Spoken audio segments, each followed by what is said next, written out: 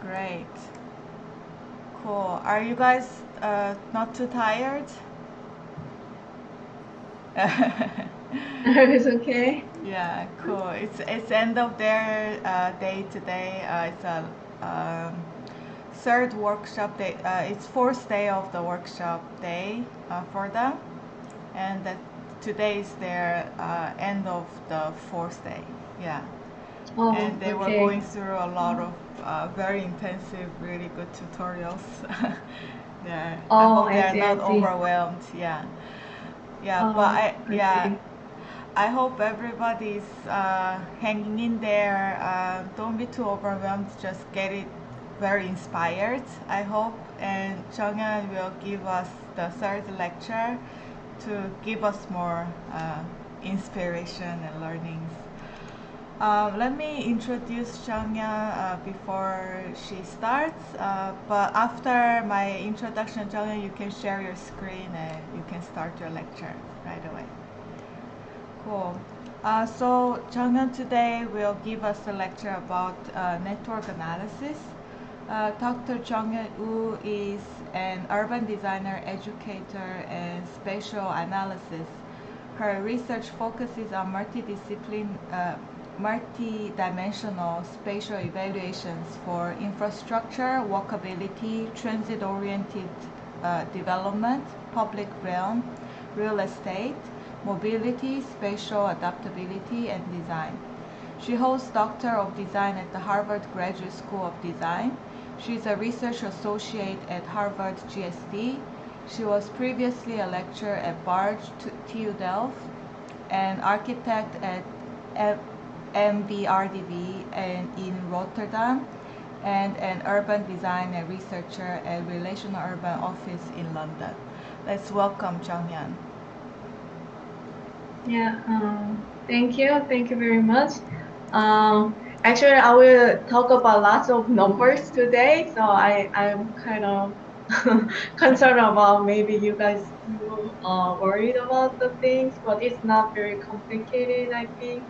My background is the urban designer and architect, so I fully understand about the design aspect, but today I just want to show you and share about kind of more planning field because it could be kind of refreshing to you as well because as urban designers, you know, you guys will work with uh, or as architect, you guys work with planners in the future. So hopefully my presentation helps to broaden your perspectives in terms of diverse urban projects through lots of collaborations with many stakeholders or professions. So yeah, I will start my presentation now. Looking forward. Yeah. So do I just share screen? Yes.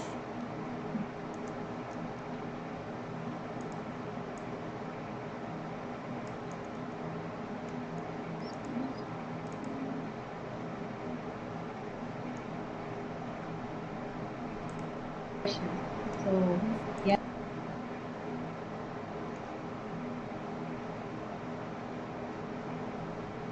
yeah. So can you see my screen? Yes. Yeah. Okay. I will start. Yeah. Thank you for inviting me today and putting all together this very interesting session. And my talk today is to share with you about how we could use data-driven approaches when we talk about pedestrian accessibility in cities. And the pedestrian scale is directly received by urban built environments in our daily life. And I will also evoke how pedestrians choose their travel path in cities while they are walking and try to describe how this could lead to propose new actionable land use policies regulating density, business locations, and urban design domain. So generally, there are two common ways of using streets in city. either auto-oriented streets or pedestrian-friendly streets. How do we use streets in daily life? What is your city government pursuing for? An auto-oriented streets or pedestrian-friendly street planning? For instance, in the city of New York, there is a movement to make street to prioritize people over cars. So they want to changes of walking culture to promote walking and cycling more in the city, which is a kind of paradigm shift from city government. And how far do you willing to walk in your cities, getting to transport transit or getting to job or go grocery shoppings? And how do you easy to access neighborhood buildings or amenities on foot? Do you think different cities might have different walking culture? And think about how different, and let's keep talking about this issue. So on the left, New York City is available to access agglomeration of approximately 6,000 buildings within 1,000-meter watershed.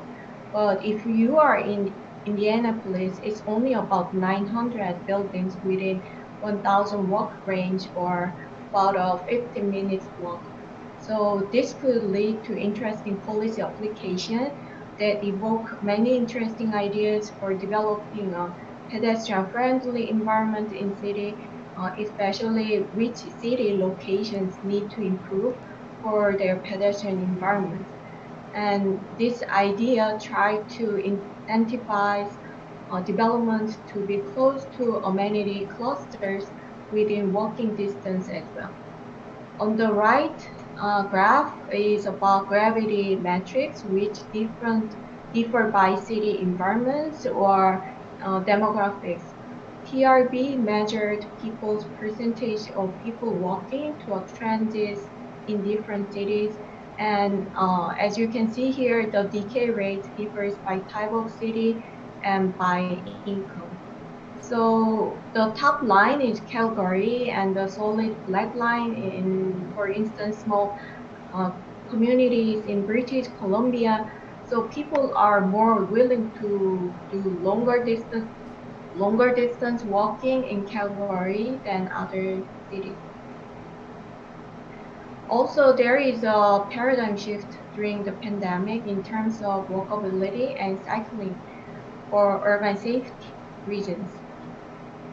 As you can see this article, some cities from US already banned traffic on streets and gave the space to pedestrians.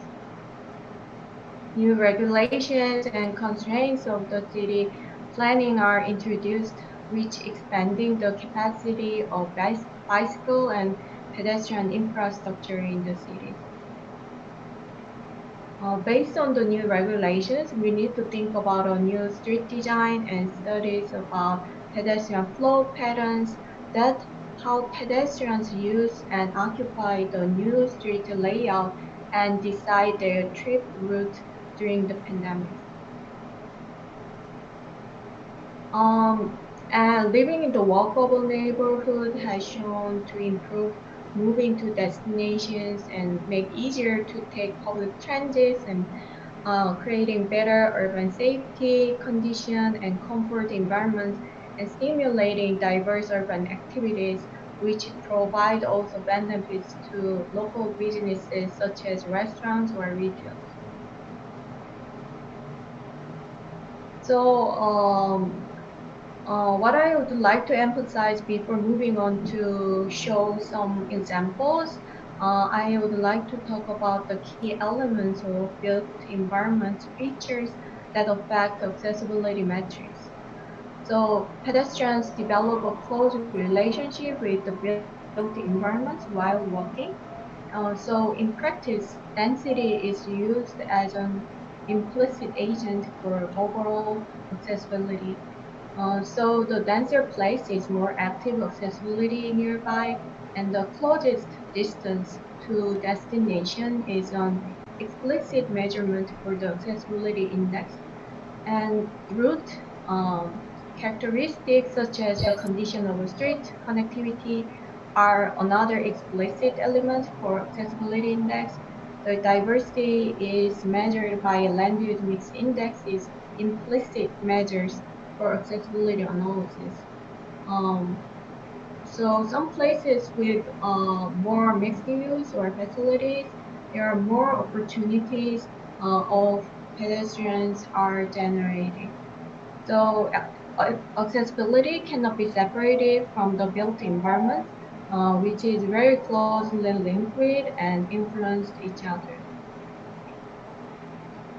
So more specifically, to do accessibility analysis, we need to think about a clear search radius for pedestrian trips is very necessary.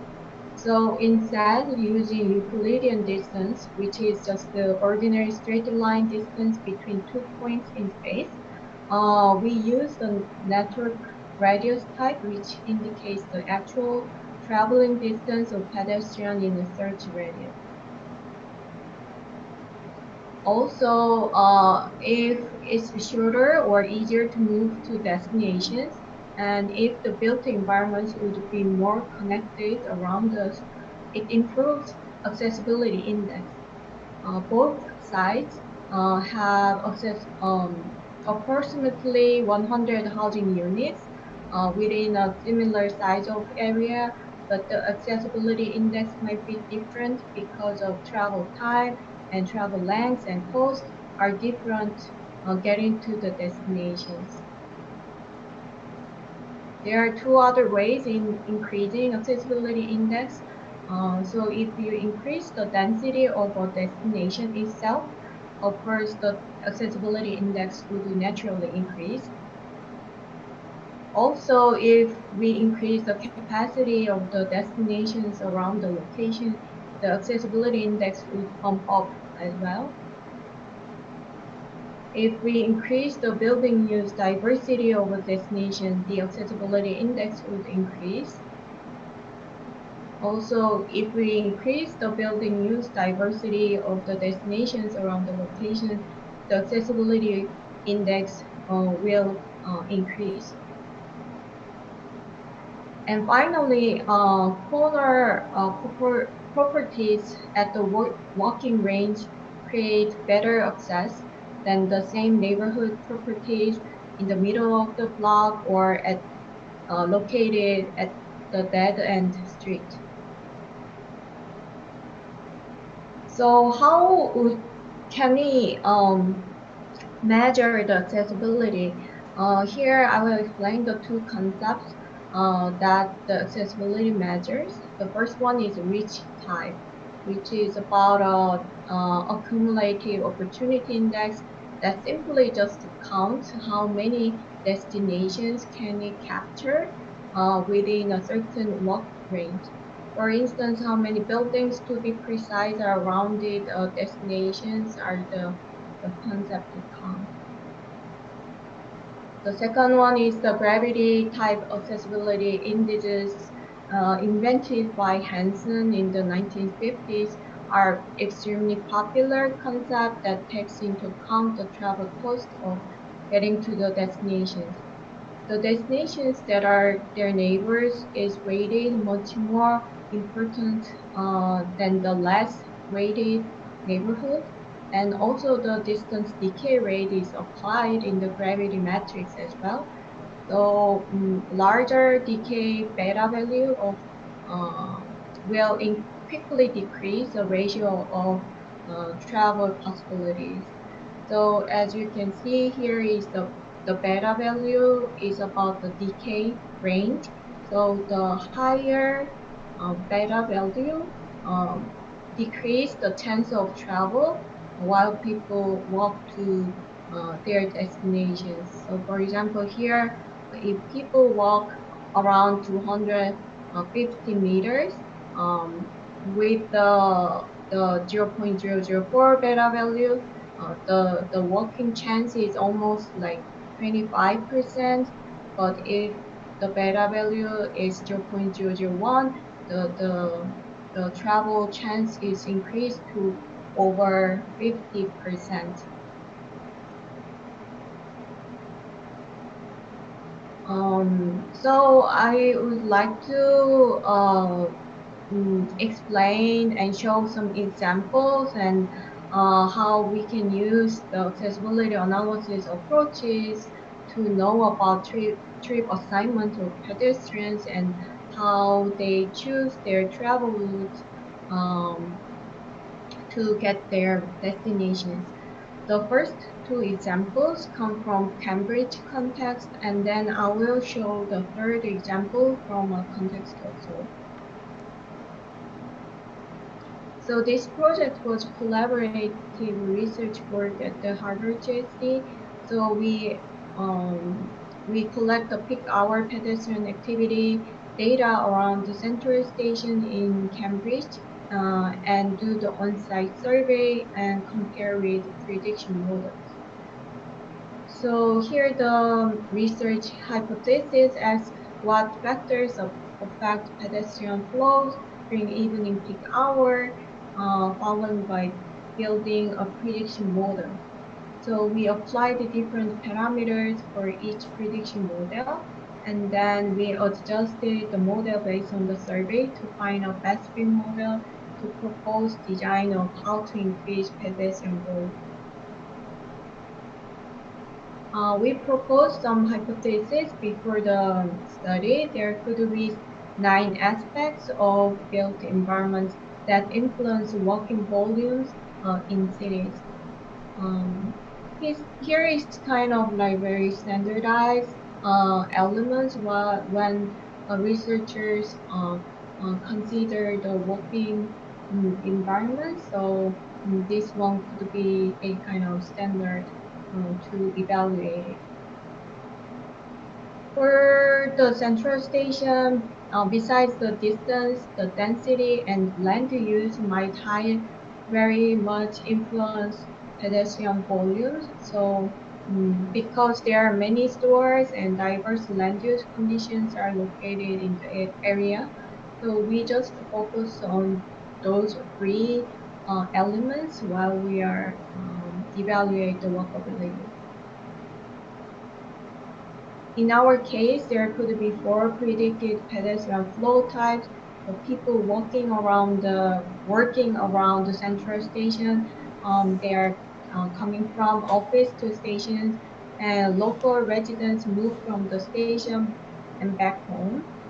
Both of them might stop by for shopping or entertaining on their way home. But in fact, that time the weather was very cold and rainy while we were surveying.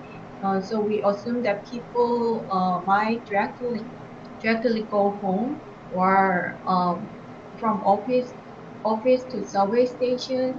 So we felt like Route 1 or Route 4 is the kind of the most applicable kind of accessible route on the survey day. We choose buildings within 1 kilometer watershed from the station as the study area, and the total number of accessible buildings are about 3,400 buildings. And each building is given a decay value, which I explained before. So the percentage of people who are willing to walk to the station consider the distance. So the higher beta value is the fewer people would like to walk to the station. So this map shows the decay rates on the sides.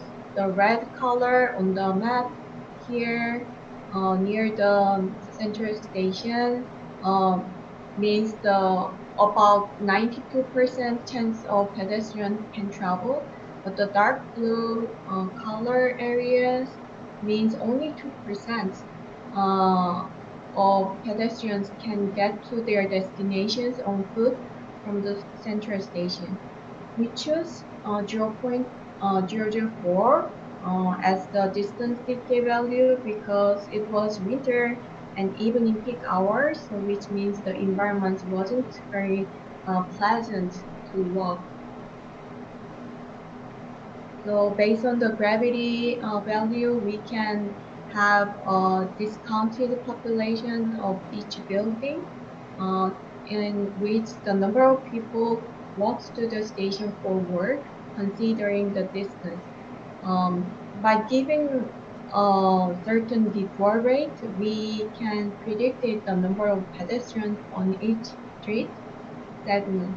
This map shows some sort of pedestrian flows, density. So red color here is a maximum footfall in the network, which means the many pedestrians visits there. So the result saying that it's about like 250 people foot flows generated around this area. We calculated possible pedestrians for selected survey locations. Here are 16 sites. Actually we counted on site, and also took some photos to understand the context of the location. So we ranked the street segment from highest pedestrian volume to the lowest based on our survey data, and we counted the according to the busiest street according to the street density. And after that, we created multiple scenarios to understand the walkability types in these areas. So here you can see that it possibly can generate 27 options to be tested to find a best fit model in reality.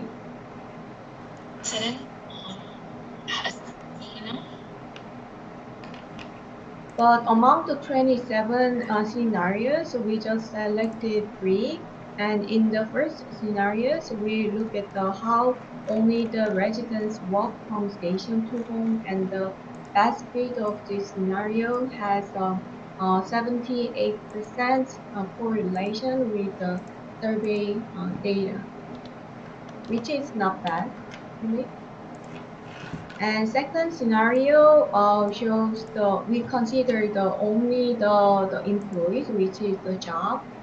So the correlation between the survey data and computing data is about the 86% correlated. So it means it's very highly correlated with the computing simulation result and the actual survey data.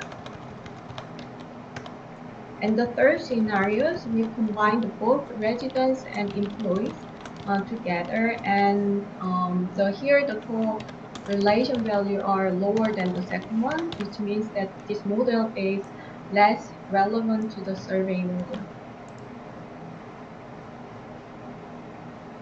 So here is the finding. So according to the best fit prediction model, the pedestrian volume is highly influenced by the number of employees of each building during the evening peak hour.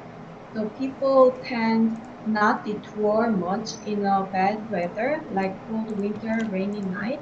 So we would like to recommend to add on more office buildings to generate more employment to improve pedestrian flows around the station areas. Here we just focus on the first finding and propose a design to increase the pedestrian volume on one of the most busiest streets near the station area. Here we see the relationship between pedestrian flows and number of employees chart here. So here is the current situation. So we selected just one block. So if this block has 4 buildings and there is 250 employees in this block, and according to our computing simulation, there is around 850 the pedestrian flows on this street segment. So if we increase the building scale and increase the number of employees. Here, as you can see here, so double pedestrian flows generate almost nearly 11 times of employees in the block.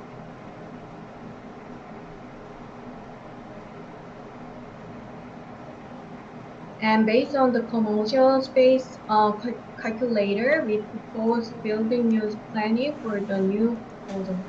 Eventually, the block needs to increase up to 2,500 employees and a million square feet, and about 85 floors of buildings need to increase to improve double size of pedestrian flows near the subway station area.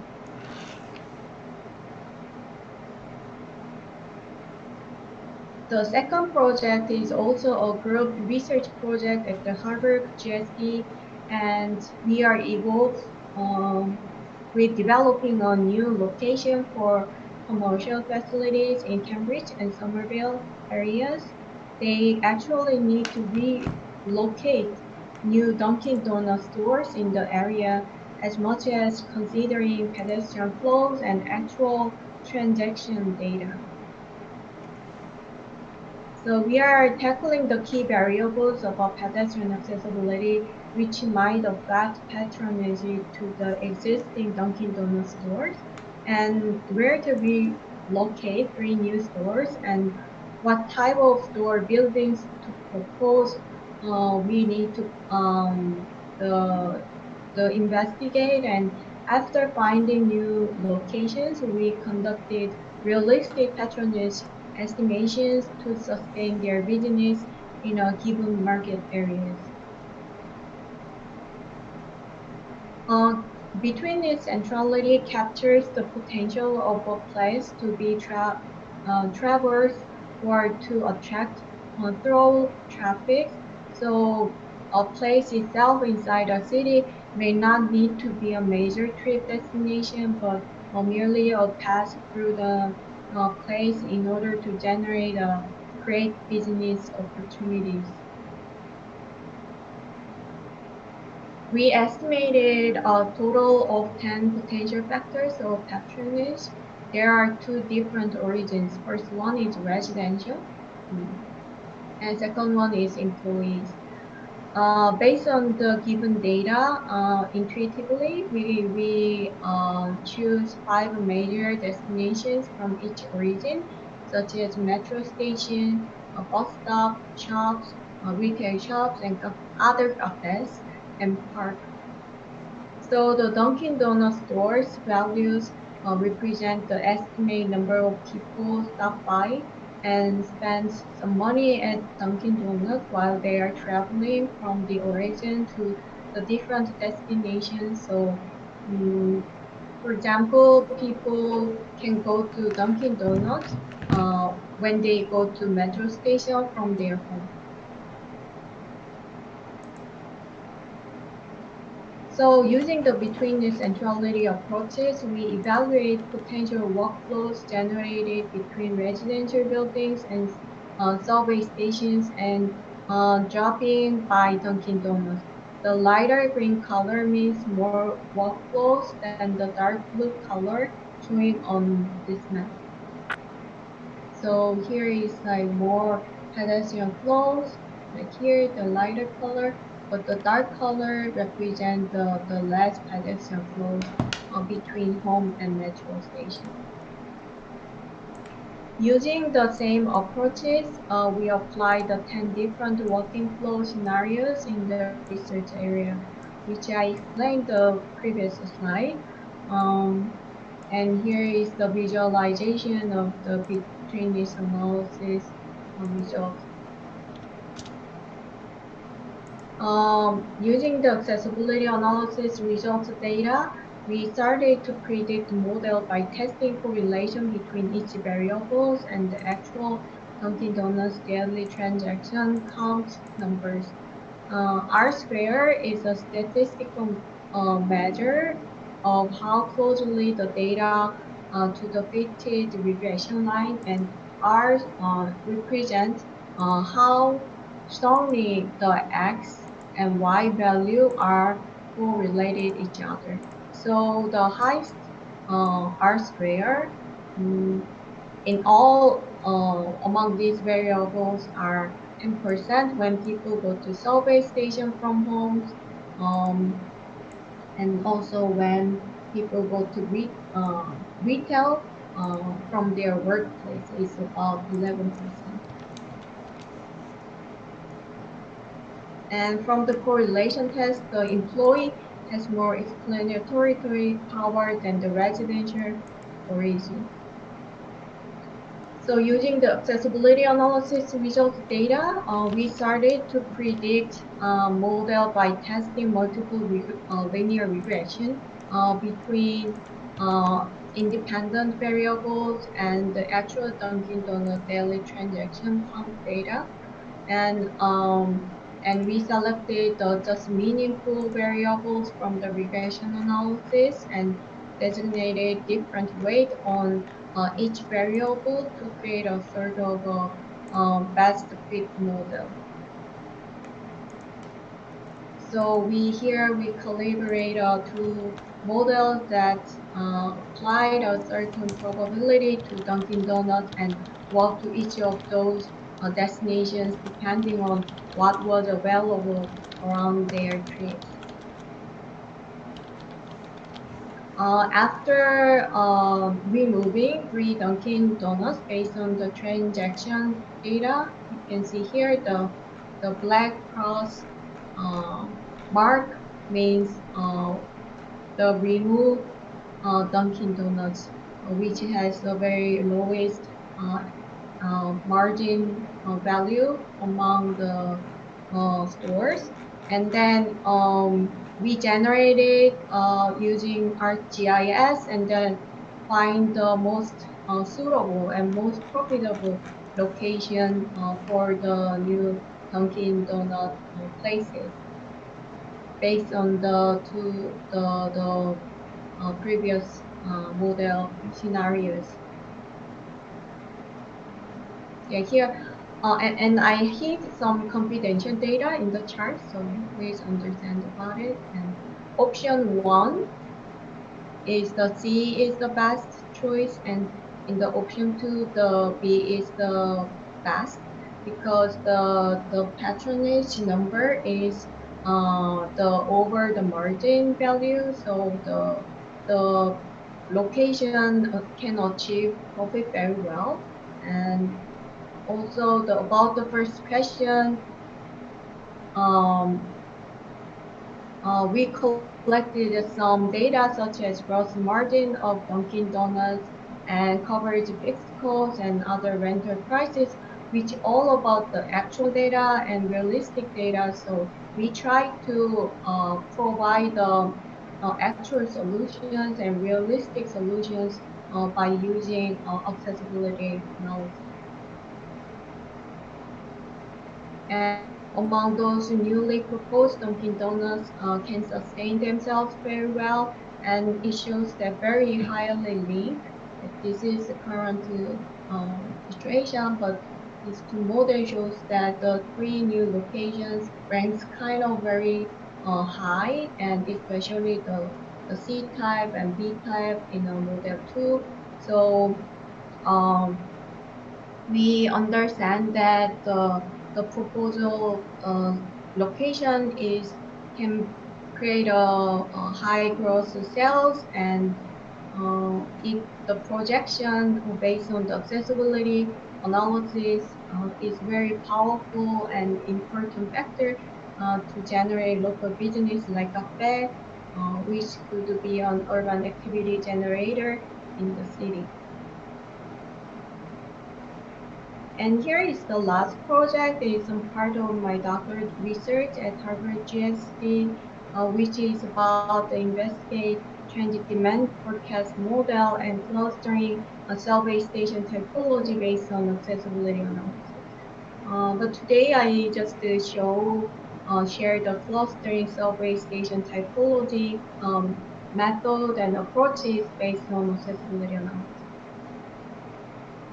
His research focused on the targeted 246 subway station areas within a 500-meter watershed of each station. And this map shows the daily average ridership of all subways. And I use the subway ridership data as a dependent variable while doing the demand forecast analysis. And most busy stations are located in CBD. In Seoul, we have 3 CBDs. And as you can see here, the CBD areas are very busy, has a very high ridership demand. And there could be the 3 different type of travel scenarios by scales. So urban accessibility scales are categorized and into regional scale and neighborhood scale and station scale.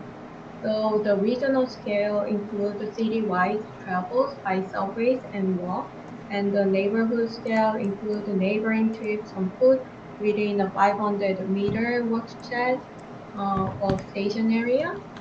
And the station scale includes personal trips just in a subway station building. The table shows the description of the key variables which are generated by accessibility analysis. As I explained in the previous slide, the key variables are classified into 3 groups by different scales here, and all these variables, independent variables, are generated by the accessibility analysis. And as an example, the variable accessibility to retail in a regional scale means that the walkability index for the citywide travel to access retail buildings in station area through the subway trips. And another example here could be that here the neighborhood scale indicates the value of pedestrian trips generated by the number of employees who are working in a 500-meter watershed of each station area. From this slide, I will show the maps of accessibility analysis results to visualize the walkability index for each case. In the map on the left, centrality illustrates of how far a station is from its surrounding neighborhood stations. The map on the right here illustrates the accessibility value for housings. So the model presented how these housings might be taking subways and walking to transit stops on daily basis travel across the whole city.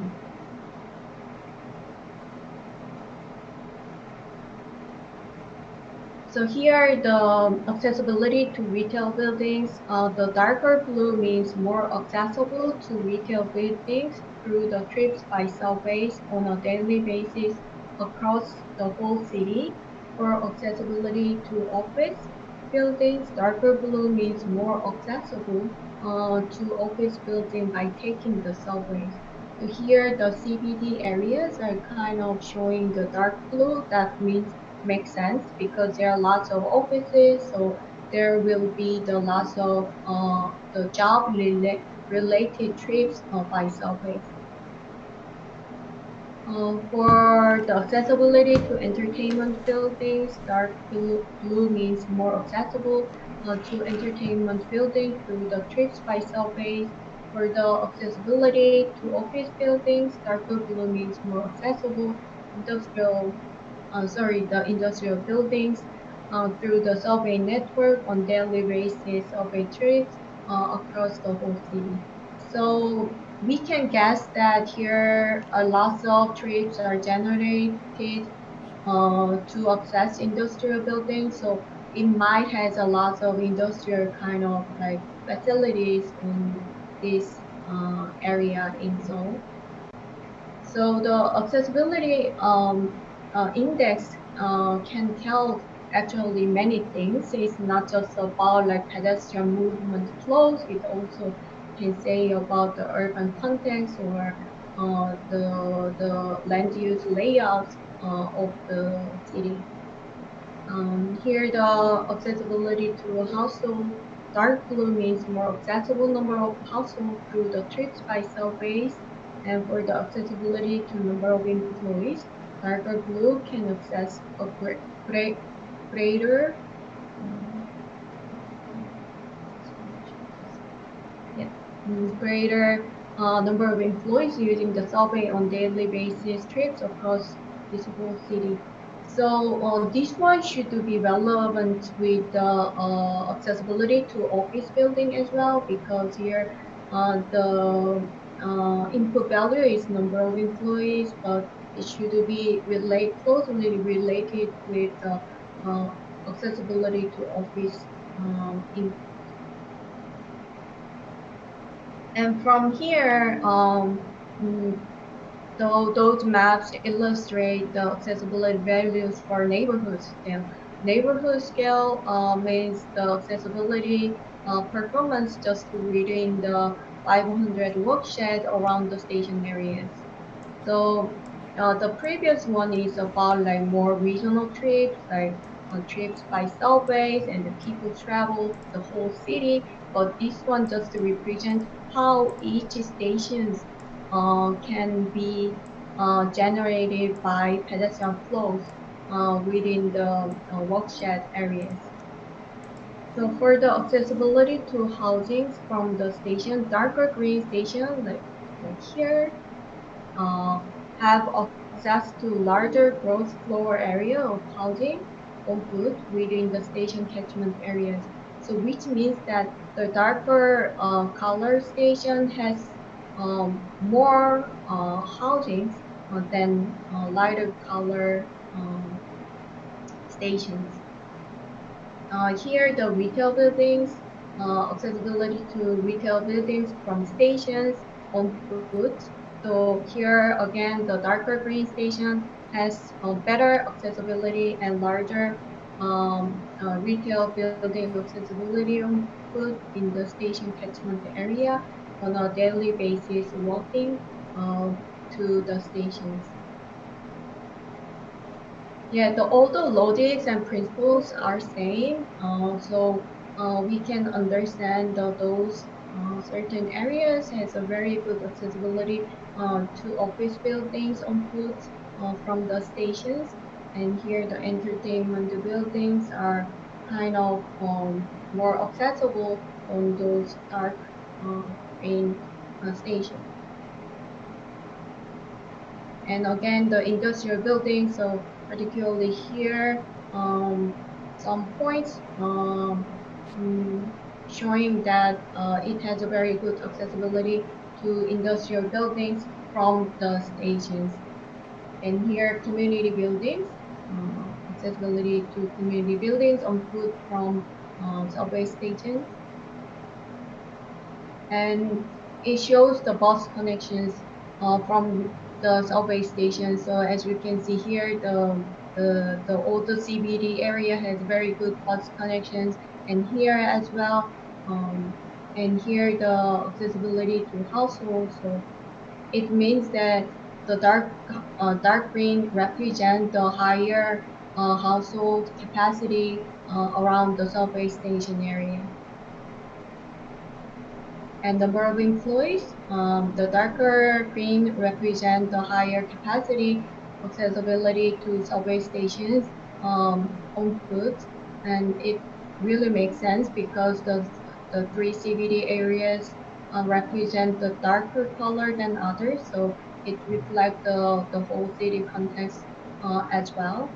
And in terms of income class, it's a little bit hard to interpret the map, but this means that the darker green color areas represent the higher income class accessibility. So yeah, the darker green represent the rich accessible rich people accessible more to the station on foot. And here computing the accessibility analysis in within the subway station building. So the darker red represent the better more number of subway lines, and the darker red color represent the more retail spaces in subway stations. So the nodal place model distinguishes the ideal typical situations for a station area or understand the TOD, transit-oriented development planning, which helps to conceptualize of interaction and balance between transit needs and land use development potentials. So you can see that this balanced area are found along the middle line are kind of good position with both node and place scales are roughly equal and well balanced. So the transportation, service, and land use planning interactions are well organized. At the top of the line are stressed, shown, which means the node and place development have been fully developed, so it could be have a kind of multiple claims or problematic if the place we want to develop further. In the bottom of the line are dependency area where the struggling for space is minimal. The both transit node, number of transit services, and the place developments are relatively very weak. So such as like suburb areas in United States, so must intervene in order to develop further to sustain the area better than now. So based on this model, understand the model, try to understand the station typologies of Seoul based on the accessibility analysis. To categorize the clustering for station characteristics, I use the K-mean clustering algorithm to find the number of clusters and grouping the data. As the result, the transit stations are classified into 4 categories. As you can see the map, it shows that the cluster 3 type, the red color, is the mostly located in CBDs, and cluster 2 type, the lighter red, has the dominant type in Seoul because it's occupied over 50%. So this map shows the location of each clusters and understand the type of station characteristics by 4 different groups. And based on the clustering results, it understands the accessibility mean data for each characteristic. So based on those analysis, each cluster has a clearly defined the characteristics. The cluster 1 is the urban residential neighborhood type, and cluster 2 is urban mixed neighborhood type, and cluster 3 is compact CBD type, which is compact and urban commercial and office district. And cluster 4, let's say the compact apartment area. Those are defined by the building use mix index and accessibility analysis results. So I selected the most typical type for each clusters and visualize the context of the stations. So cluster 1 is a residential neighborhood, so it has some apartments here and residential, all the residential towns are here, and here is a mixed-use neighborhood, so there is some mix of residential and office and shopping malls around this station. And cluster 3 is compact office area, so mostly are office buildings and high-rise towers.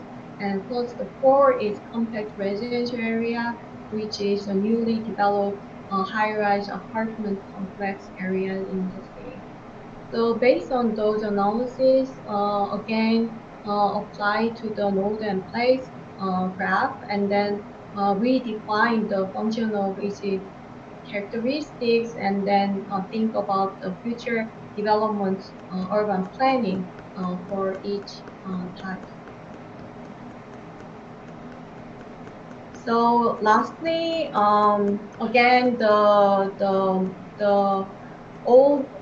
all these kind of questions and subjects could be answered by the accessibility analysis for pedestrians and walkability analysis.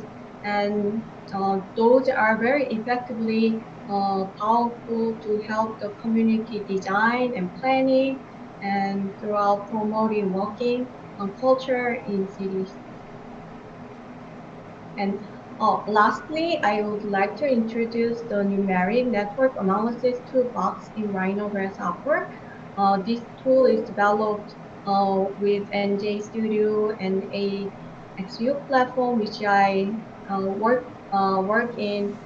We are developing the tool and producing now, and it will release very soon. And it's free, and you can use it as you want. And so it really provide these kind of functions, and we will produce not only the tool but also the guidebooks, which include some kind of examples of urban case studies, and you can easy to work with your accessibility analysis, and you can interpret it for your design proposals. So yeah, feel free if you are interested in this tool, and if you want to use it, just feel free to contact us, and you can come and find update news about this tool development on our website. And or if you have any questions, just feel free to contact us by email. Thank you so much. I might finish my presentation here today. Thank you. Thank you very much. It was very impressive. Can everybody Do I turn? just stop sharing? Yeah, Yeah. yeah. Yeah, can everybody, if you can turn back on your videos, and let's have a little bit of Q&A session. So if you have any question, please shout it out. Well, yeah, I think it was a very impressive presentation with a lot of like very sophisticated analysis, and also very happy that you are releasing this tool in Grasshopper so people can actually use it and experiment it with their design. I think that's really amazing. I'm also maybe curious because here we are mostly design students and very young students, and if you maybe have some guidance of us for some use cases or maybe references, that would be very, very helpful. Yeah, sure. Yeah, again, my background is architect and urban designer, so I understand like kind of both professions. Like I'm work as urban planner and spatial analytics, but I actually my future kind of research goal is try to make a bridge between two, urban design and planning, how they collaborate well and how work together. So that will be my future work. So yeah, but from my experiences, like when I worked as like designer, I had a lot of questions, like particularly when I work with other kind of professions, especially with like planners or policymakers or developers, they really want to ask about lots of numbers, instead of like kind of images or kind of design thinking. So I had a lot of questions about that, how I can well organize these kind of situations. And even like as a designer, sometimes we have better idea in terms of policies or like um, kind of to define the urban regulations. We have sometimes better ideas because we have very intuitive thoughts and senses and ideas while we are making something, in actual work. So I think like first think about the evidence, like because when I work as a designer, I just focus on like my assumptions, lots of my based on my experiences. I design this and that, and based on given data because like we always while we are doing the design, we have a lot of constraints given by law or like policy or like urban context or architectural context.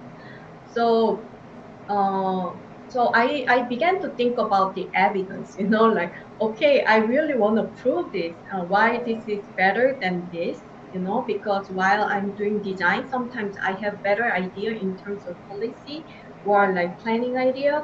So I have to prove that, and then I can talk to them, right? So because this is better than this, So that was kind of my kind of starting moment, oh, I want to study planning, So because I want to persuade and I want to discuss better and communicate better with them. So I think while you are designing something, think about the evidence as well, because sometimes we just easy to think about our intuitions and our thoughts, but at the same time think about evidence, like why this is better. And so I always believe that why and how question is very important. So I think for as a designer, it's like how question is very comfortable to us because how make this and how build this, So we understand the process, how we build this and how design this, but we barely think about why. Why we think about why, but it's still very conceptually think about why. But try to think about why this is better than this, and think about evidence why this is work better than that. So I think the thinking kind of exercise is helpful. I think so.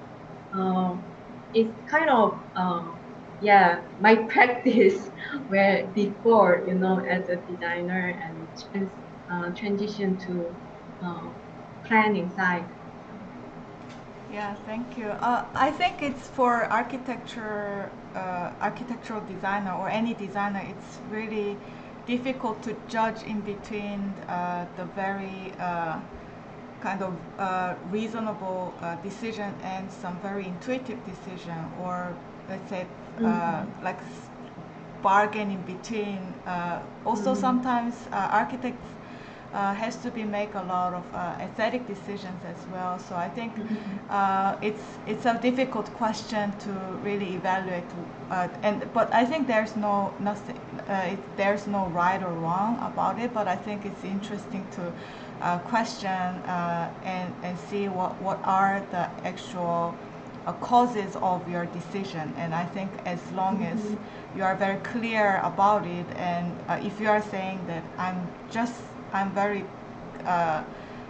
strong about my intuitive decision, I think maybe sometimes it takes over for some very analytical decision. I think that's totally fine, but I think it's good to really question and think about it. I think it's really a good comment for us and suggestion.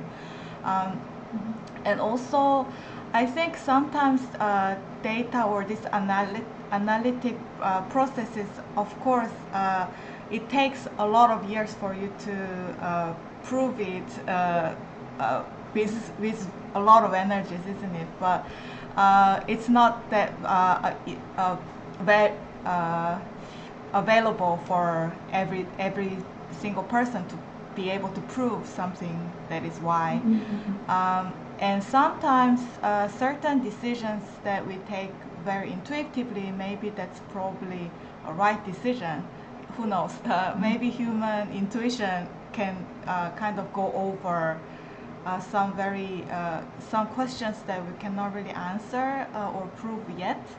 What do you think about that? Like, or maybe I can open this question to students, maybe, to see what is your thoughts about, as you have been also being in architectural field for a while now, and by also seeing JungHyun's work. Yeah, anybody, including JungHyun, if you want to respond to. Our students are very shy group.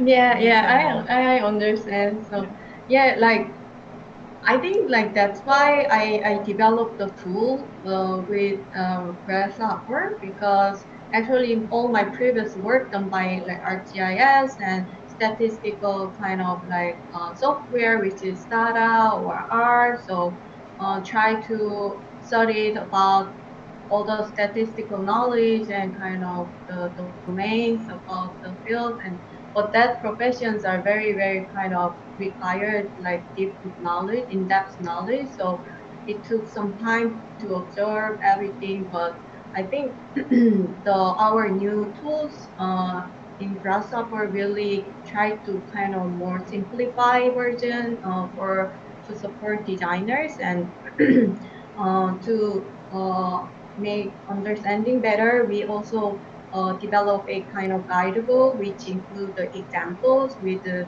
kind of very basic like fundamental urban planning research questions included and how to use it. And so hopefully the new release tool help to designers to prove their kind of intuitive kind of thoughts and the stances while you are produce your design project. So yeah, hopefully I can contribute that part a little bit because I really want to kind of make a bridge between like urban design and planning side based on like evidence research approaches. So yeah, this is still like open in the air actually. Yeah. As Sumin said, like yeah, sometimes I still believe like human intuitive kind of intuition is maybe better than machine or computer sometimes, right? Because um well, because we can very sometimes like our intuition can be much faster than computer kind of simulations.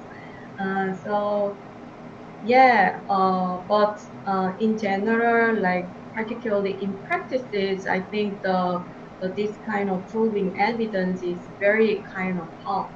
You know, it's to support actually just to support your design. You know, to other people. Of course, among designers, we understand like if we have our own languages, right, and our terms, so we understand what we are doing. But sometimes like particularly like larger projects like the urban or regional master plan project, there are lots of like kind of diverse professions, so they have to communicate each other, but usually they use lots of numbers and graph and charts. So I think this kind of the approaches, like if we understand of it, we can, of course we cannot fully understand all the part, but if we can learn about their languages a little bit, that will be really powerful to explain or to deliver our design thoughts as well. Yeah. That's kind of purpose at this moment. Yeah. Thank you. Yeah, maybe for any students have questions? Questions? Any questions? It's okay. There will be questions if we silent for like 10 seconds. There will be a question.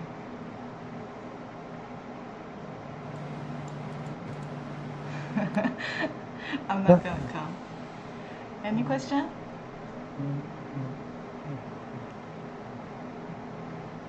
Or just the link in the chat. Yeah, sure. The one person will. Oh, Susan. Yeah, yeah. Okay. Just type here. yeah, I'll read for you. Yeah, so if you're shy, just put it on the chat. I will read it for you.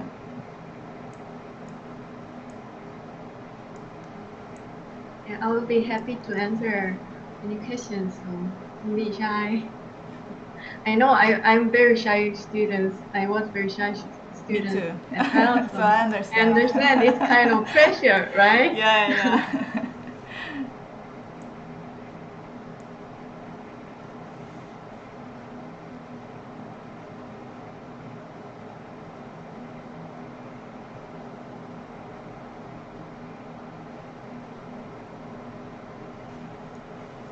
Okay, question. Do you think designed building can increase accessibility of the street like what you did to prove contents affects the accessibility? Mm,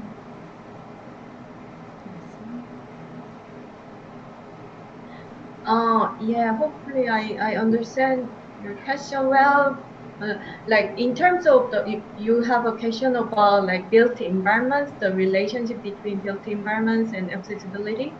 Uh, right, yeah, yeah. Of course, that's a kind of very important question for architects or urban designers, right? So, but like um yeah, I briefly explained in the very beginning of my presentation. Actually, I was very interested in walkability analysis and pedestrian accessibility analysis among the network analysis in city because it's directly linked with the built environment. Because we experience built environments every day, right? We just walk on the city and we pass by the buildings and parks and cafes or restaurants and grocery stores. So, we experience every day, as a like human scale, right? So, among the network analysis topics for urban scale, the pedestrian accessibility analysis is the most relevant to the built environment context. So, for example, the higher density increase the more accessibility because it will have a more capacity to absorb number of people in the building, right? And then the more diversity, for example, like mixed use building will observe more pedestrian flows than just the single use buildings, right? Because like maybe like large shopping mall will observe lots of different kind of people, right? Group of people, like younger people, like older people, and like men and women, and uh, like uh, it's like there is a like open opportunities, to observe lots of different type of people.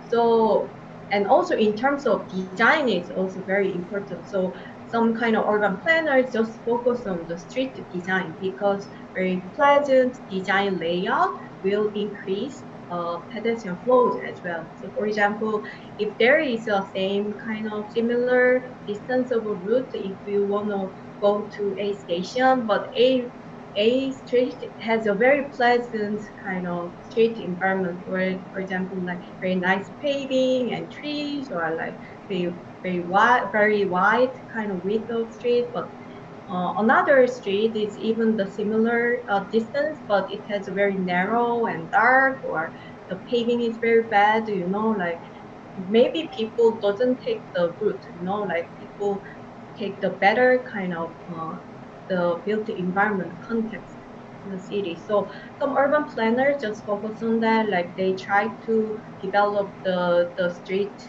kind of design. So that's why I also talk about the pandemic situation because now maybe I don't know in US in Asia cities, but at least in US right now the city layout is totally changed at this moment because of very strict kind of social distancing practices.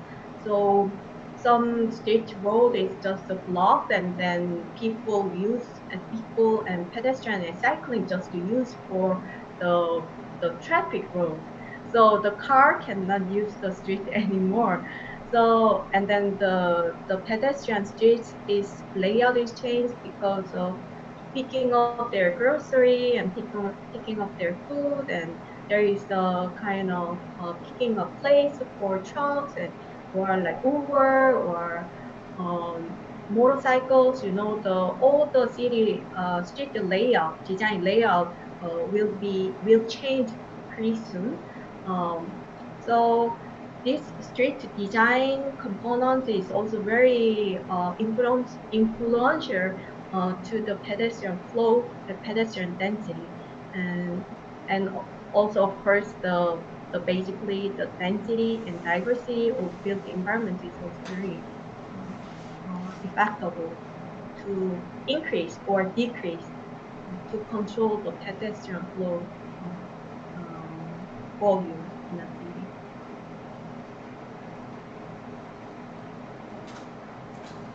Can I ask a question? So I'm curious, like, did you research different pattern of streets? Like most city, they may be grid style, but like some old town, they may be not grid, and even for like some smart city proposals, because it's not grid anymore. So I'm curious, like, does this patterns affect how just like the people access or anything?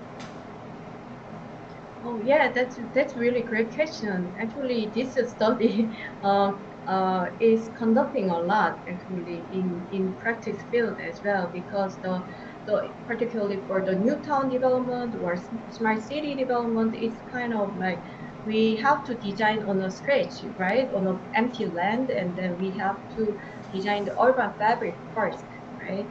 So urban fabric represents the network shape. So that's very actually important. So of course, the organic shape of street and the just the grid, like Manhattan type of street, has a very different accessibility kind of pattern, right?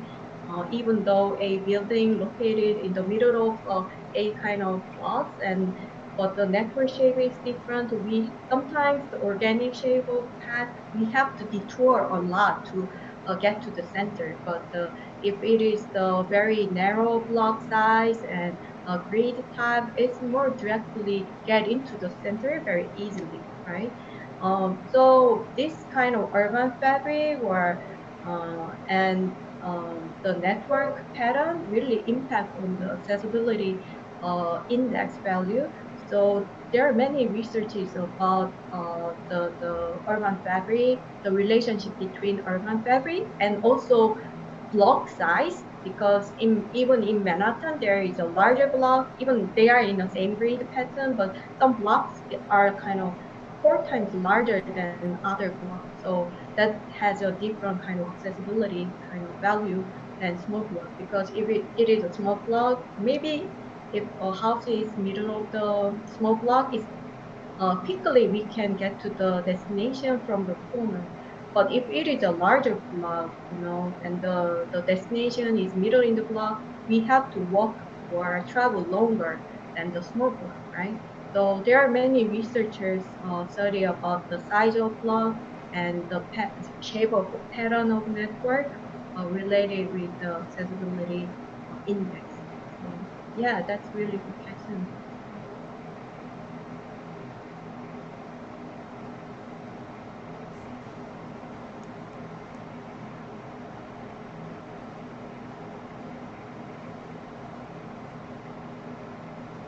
Other questions?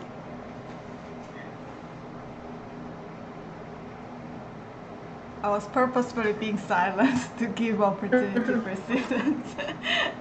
But maybe, yeah, maybe no more questions. I I I really like the what you have made, but I'm still very conflicting of what to question, because there are a lot of informations, right? And I need to rewatch that. I don't know if some of them I get wrong, so I kind of interested in the data aspect of that. You say that if we can somehow compute the data to the computer, then we can incorporate into the design on an empty land, right? But in the aspect of the city where things keep changing all the time, and on the 2 days before the workshop, we kind of talk about the data that would be collecting in real time, like say the drone collecting the position of people. And I think in some aspect today, this data are already available, maybe to capture the iPhone, right? Or the big corporate that has all of this data already. Do you think that how would you compare it between the data that is say already existing and maybe the one that is computed? How, because like say if the data were to correct real time, like because we were talking about the dynamic city as well, right? How the city blocks start to change into there and there to incorporate with the data that keeps changing. So is that also in your field as well? Because I don't understand. I'm a bit confused. Yes, I don't know. Oh, I think it's really sharp and brilliant questions. And because there are today's there are like kind of data mining or like data capturing kind of like technologies are so developed, and we have like, as you said, like real-time data and mobile data, and even the smart car data already kind of like explain all these kind of pedestrian flows and kind of real time, in a real time, right? So but this kind of research is very important actually to prototype a kind of a certain situation. So of course this real data is so powerful when we apply on a existing city, or like for example like some like planners also compare with the very traditional way of accessibility analysis model, and then this real-time data, and then how those two models are fit each other, how much they close each other. There are lots of kind of papers produced about the relationship between the real-time data and the traditional ways of like this computing kind of simulation modeling data, based on the very kind of fundamental kind of structure of the urban data domain. So, but I think even though we have a real-time data, the tricky part is that cleaning data is so difficult, because even it's a real-time data, but it includes lots of other things, and some the data is still missing, so there is a kind of lacking points in a real data, and also there is another kind of lacking points in a kind of this computing simulation data, because this simulation data cannot contain lots of kind of real kind of situation, right? It just set it up very kind of fundamental kind of structure, and then just simulating it, and then so the researchers try to help each other through the both kind of cases, and then also try to kind of get to the prototype through those analysis, because to develop the new town or to develop kind of empty fields, like if we have like these kind of prototypes, we can apply and then we can test very easily and simulate and provide a more sustainable urban context design for future.